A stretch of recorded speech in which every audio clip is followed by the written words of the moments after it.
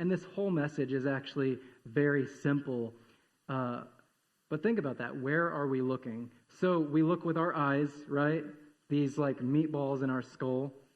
And some of you may have studied them. I've looked into them a little bit. I'm the type of person that just likes to look into things.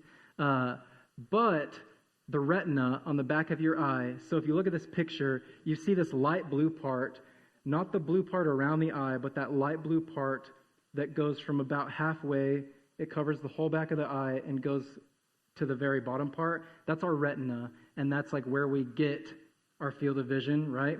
And if you look, there's that tiny little indentation in the back of it. That's the fovea, okay? And the fovea is the only part of your eye that is high resolution. The only part of your eye where you can look, like we use it to recognize faces, to read, like to do specific, when you're staring at something intently and you're looking at detail, it's like a HD TV, that's only the fovea, all right? The rest of it is in much lower definition. And it's crazy, like your fovea takes tens upon thousands of other cells. Each fovea cell takes tens of thousands of other cells to be able to process the information, process everything, like power itself, and then take that to your brain. In fact, if our whole retina was fovea, we'd have to have giant alien heads, like to be able to power our eyes. And there's a reason that God made us this way. It's not just random. It's not just evolution, adaptation type stuff. This is like a physiologically created thing by God, because whenever we focus on something, it's hard to see anything else. All right? So we've got a little attention test. We've got this little attention test. So we're going to play this video, and I want you guys, I'm going to explain it before you start it. So there's a team of people with black shirts on, and there's a team of white shirts. And what you're going to do is focus on how many passes, this is a quiz, you're going to focus on how many passes the white team makes to their teammates. All right? So let's go ahead and start this video up.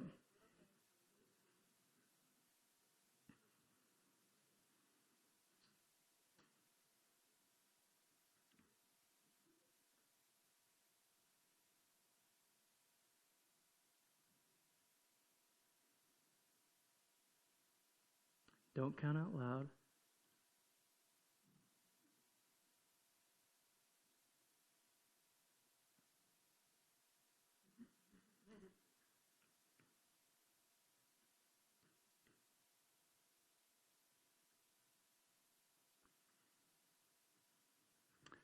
All right, so they passed the ball a number of times. So raise your hand if you think you know how many times they passed the ball. So was it 14 times? 15? 16 times? So raise your hand if you counted 16 passes. Okay, keep your hand up if you saw the gorilla, right? So here's the thing. Whenever they showed this video, about half of people watching it for the first time, a lot of you have probably seen this before, you've probably seen it in a class or something, but about half of people missed the gorilla completely the first time because you're focusing on something. So raise your hands if you saw the gorilla. Good chunk, right? Keep your hand up if you noticed, too, that one of the black team members disappeared and that the entire video changed colors. Right? The whole background.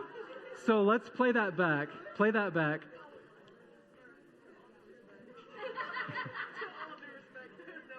I know, it's crazy, right? I literally watched this earlier today for the first time too, and it's mind-blowing. So the whole curtain, right? I did notice someone left though. I did see the gorilla. And if you miss the gorilla, your mind's about to be blown here. So right here, this gorilla walks in, and it's obvious. And look at the curtain. The curtain changed. The curtain changed from red to gold. One of the black team members is gone. This gorilla came into the middle, beat on his chest, right?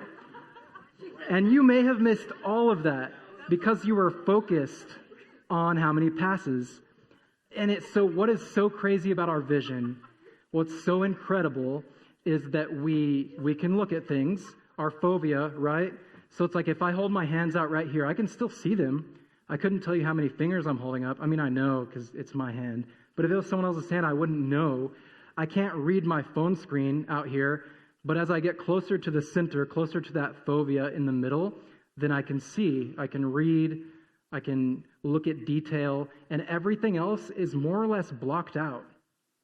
Our eyes actually do a way better job of blinding us to things than they do at focusing on things, which is pretty mind-blowing in itself, right? And I actually have this story of it from when I was a student at the Wesley 10 years ago, which is crazy. So it's like my first, maybe it was 2011 or so, it's like my first semester on lead, and me and another leader had like sparked up this incredible friendship. We're like super good friends. Like I was a groomsman in his wedding later, but he was lactose intolerant, and he was not ashamed of it. He wasn't embarrassed. He would tell you 20 poop stories in a row if you wanted to know, and he's got crazy stories. All that to say, we were super good friends. We led Fusion together. We were RAs together in Founders Hall. Like, I was a part of his wedding, like, super good friends. Well, one day I'm at the Wesley, and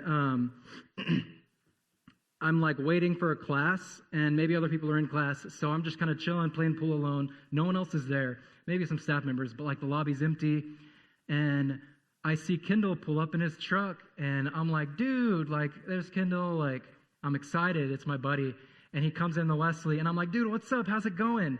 And he's got like this mean look on his face, and he walks right by me. And I was like, like, I'm not even a feeler. Like, I'm a thinker, and I was like feeling, right? I was so sad. And I was like racking my brain. I'm like pulling out my schedule. What did I forget? Like I must have upset him. He's mad at me. I don't know what I did.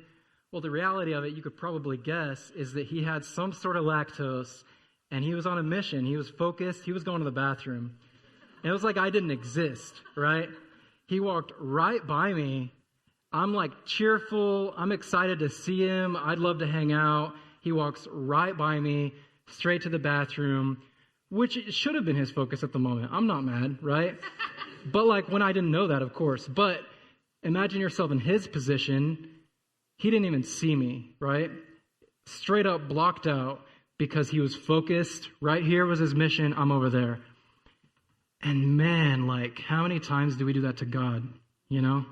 How many times are we so focused on social media, video games, a relationship? Like, we might even be focused on good things. It might not be sin, right? But we're so focused that Jesus ends up being like that gorilla beating his chest in the dead center of the video, and you don't even see it, you know? And it's kind of heartbreaking. And I think, so I've been there so many times. Like, I've been the person that is so gung-ho about something. Like, so when I did work at the Wesley, in hindsight, I had so many times I was so focused on doing something for God. I was so focused on doing something for ministry. I actually built up this reputation. People thought I was super intimidating, especially younger students, because like I'm always straight-faced, like walking around the Wesley. I'm like going upstairs, getting some video stuff, going down to the office, talking to Tracy or something, going back upstairs. And like I had this reputation for it of like I was so focused, right? And it was great. Did amazing things like that video you saw earlier, right? But there were times that I was so focused on doing things for God that he was like the gorilla in that video, and I wasn't spending time with him. And it's like, but I'm doing this for you. I'm doing this for you, everything. Like, but I was missing out on that relationship. And so there's some good news with this. So not only do we focus on what we see, right? Just like we looked at, what you see, you're focusing on, but we see what we're aiming at, okay? We see what we're aiming at.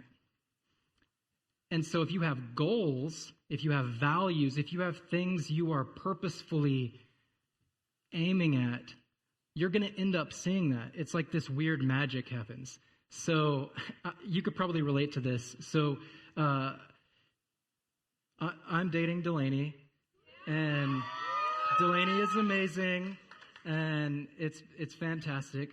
There was a time Delaney was out of town, I think, and like we weren't hanging out, and so it's like I'm like, man, I wish I could hang out with Delaney. She's out of town, and if you know Delaney, you know that she drives a yellow Jeep, bright stinking yellow, okay?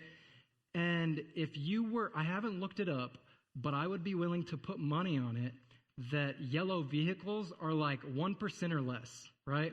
You got tons of white and silver, black, a couple other colors, but like yellow, you just don't see it. And if you were to tell me, like before we dated, hey, how many yellow Jeeps are there in town? I'd be like one. That weekend, I swear, everywhere I went, yellow Jeep, yellow Jeep, yellow Jeep. It's like I'm going to Palace Hangout, yellow Jeep. And it's like I'm going to the grocery store, there's a yellow Jeep. And I'm like, dude, yellow Jeeps are everywhere. Did the yellow Jeeps change? No, I don't think so. I really don't think so, right? Maybe I started dating Delaney and it was like, wait, everyone's going to live. No. So, but I had an aim. Like one of the aims in my life is to have this positive relationship and to spend time and like to be an excellent significant other. Like that's important to me. That's a goal. So that aim in my life, I'm like naturally predisposed to be more aware when it comes to my girlfriend, right? And in the same way, when I was a little kid, I would swear every single little thing that I learned, I'd be like, dude, I use that all the time now.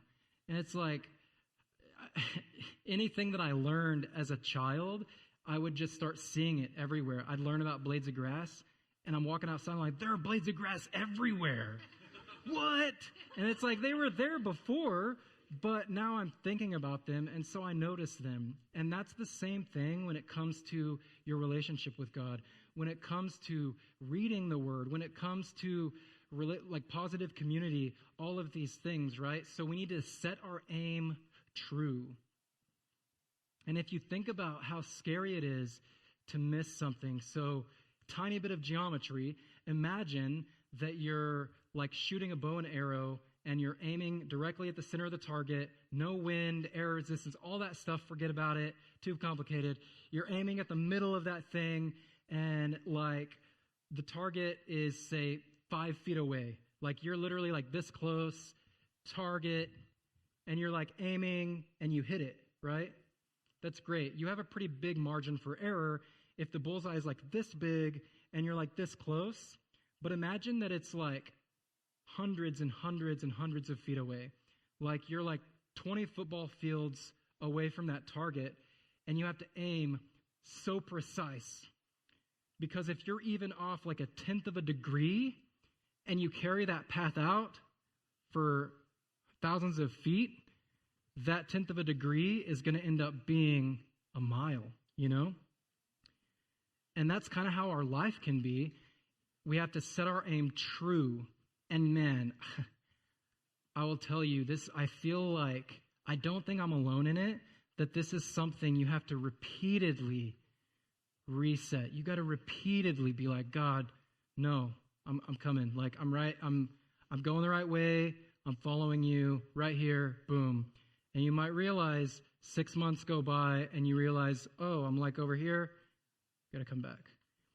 And it's like with every path, there's a pitfall on either side, and you might fall in it, and that's okay. Like, God's there. He wants the best for you. Reach up. His hand is right there if you just reach up and grab it, and boom, set your aim true.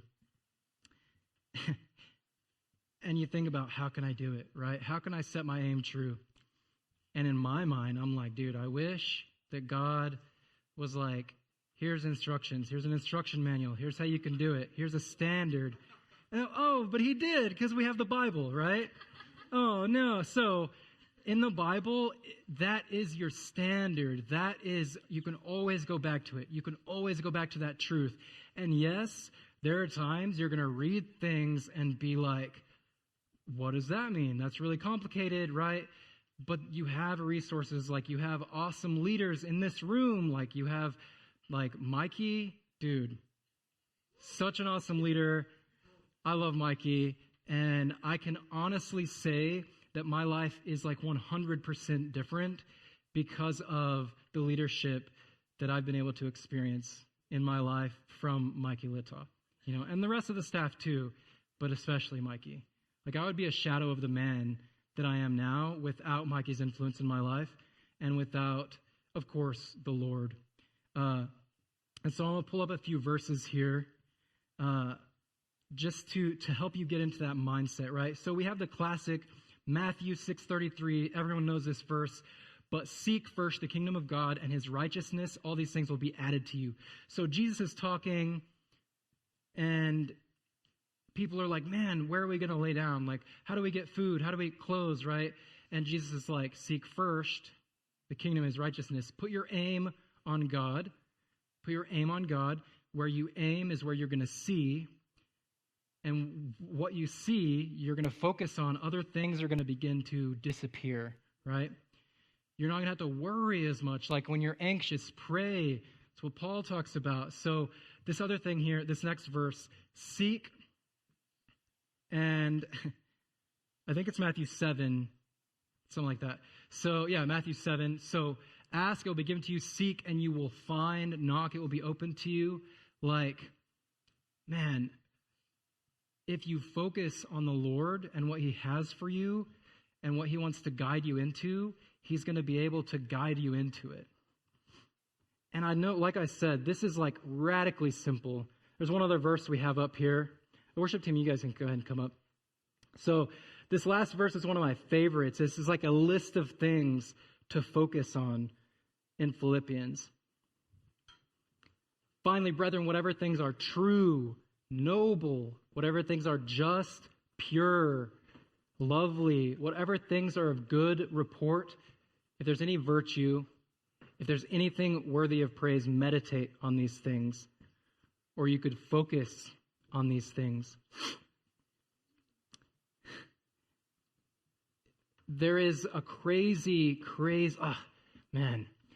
So if you think of right here where we're living, this time that we're living in, our culture is bombarding you with all kinds of garbage from every direction, wherever you look, digital, real life, driving down the road, everywhere, right? Like advertisements are constantly and like prolifically bombarding us all the time with sex, with like pulling on emotional heartstrings, with all these like stories and all of the like, it's insane. And like now you go to like an escape, like maybe you get on your phone and we have things like TikTok that are just dopamine hit after dopamine hit after dopamine hit, swipe, swipe, swipe, swipe.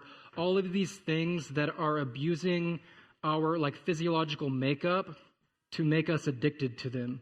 Like to literally, that's what it does, because you're getting dopamine hit after dopamine hit after dopamine hit. You're like feasting with your eyes and with your emotions on these things, and it's an addiction. And then after your dopamine goes high above the level, it has to dip down back below baseline to go back to normal. And so then you're sad without it. And man, if you're anything like me, you've struggled with some sort of addiction. Addictions to gossip. Maybe you're addicted to some sort of negative self-thoughts. Maybe you have some sort of trouble with another person. Maybe there's some codependency there. Maybe you're addicted to feeding on others' emotions. And that's something that God has brought up to you, and you realize that it's a negative thing, and you always go to someone else instead of going to God. Maybe there's addiction to pornography. Maybe there's addiction to... There are so many things that maybe there's an addiction to something simple like sports. Addictions don't always have to be a bad thing. An addiction itself maybe, but you might be addicted to something positive like learning from YouTube videos. As silly as that sounds, maybe you have something in your life that you realize is starting to master you other than God. And you realize, man, that's an issue. And so if you think back to where I was when I was working at the Wesleyan, I talked about how I was so ridiculously focused on work and on ministry that I was allowing that to master me. And I just thought, if I could do one more hour on something, if I can do one more good graphic. Maybe if I edit this video, I make like 10 more cuts, it'll be perfect. It'll be the perfect video. That doesn't exist, by the way, right? This will be the perfect thing that I can give to Jesus, which is obviously not a bad motivation, but it's like the whole time Jesus was standing over like that gorilla, just like, hey, I'm here. You don't have to do all these things to be with me. I'm already here. You can just be with me. And so when it comes to focusing, when it comes to setting your aim, like I said, this is a radically simple teaching that can be incredibly hard to fully apply in your life. But I was talking about this today, and another pastor friend of mine shared this story with me. I'll explain a little bit and I'll tell you that story. So if you are struggling with something you feel that is mastering you above the Lord, something maybe negative self-thinking or lust or lying, maybe, the emotional stuff I was talking about, anything like that. Maybe you're like, man, I can't stop playing like fantasy football. I haven't had a quiet time in months, right? Because that's all I can think about. Or a video game. Man, I've been in so many of those boats. I'm right there with you. I get it. Maybe you're just like, man, I go home at night, I lay down in bed, and I just scroll on TikTok for like 2 hours until I finally fall asleep. And you know that there's not, like, you're like, some of these are even good videos, like we're talking about God, but it's like, there's something, like some inkling of a feeling inside you that knows that it's not healthy. And you keep thinking like, I just need to stop doing this. And so you set that goal. You have this goal in your mind, your aim. I'm not going to do whatever. I'm not going to sleep with my boyfriend, my girlfriend. I'm not going to look at the pornography. I'm not going to, feed on that emotional high with that codependent, partnership or whatever. I'm not going to, you could fill in the blank, all kinds of things. I'm not going to overeat. I'm not going to go to bed and stay up for 2, 3, 4 hours just scrolling on TikTok. I'm not going to do it. And what happens? You end up doing it, right? And it's so funny because if you're feeling that phobia, right, like mental, you're filling that with thoughts of, I'm not going to do that thing. And so the story that was shared with me today it came from this pastor that had talked to someone years ago, and the guy had grown up and his father had beaten him. And his whole life he was like, man, I'm never going to beat my son. I'm never going to beat my son. And that became a goal. His aim was set true, right? It feels like a good aim, was set on, I'm never going to beat my son ever. Like, I'm never going to do it. And that became like his number one goal with his family. And sure enough, one day he hit his son and he was distraught. And he's like, man, like, this is what I would never do. But that's not a true aim because you're still focused on the negative. If you say, my goal is to never do this thing, it's insane. It doesn't feel ridiculous, but it is, because we want our goal, our aim to be set on Jesus, to be set on following him, what he has for us, and to be set on letting God guide us into the life with him that he would love to spend with us. And instead, if we set our goal on, I'm not going to sin.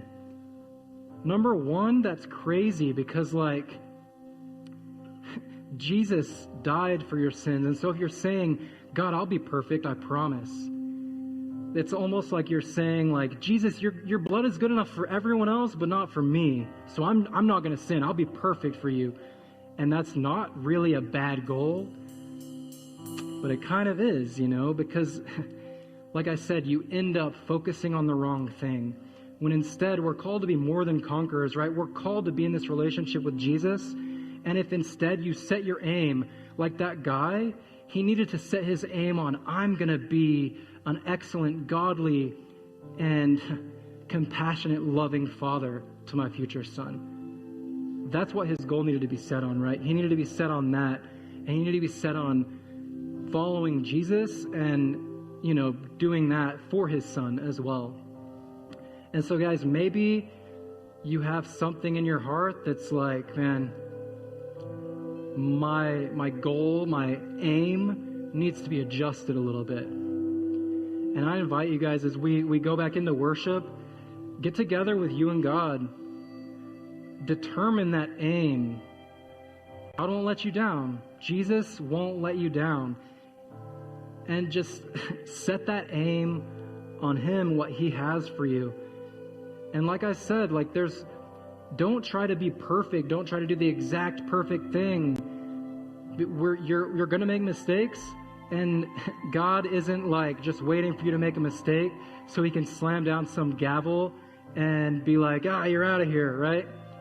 He wants the best for you, and if you will follow him, he will guide you into that best.